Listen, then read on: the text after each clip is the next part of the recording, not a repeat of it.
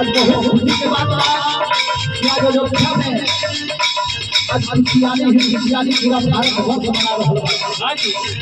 आज दूसरा दिवाली आगे हो हर घर में आज दीपक जली और भगवान को राम की पूजा हो गई है।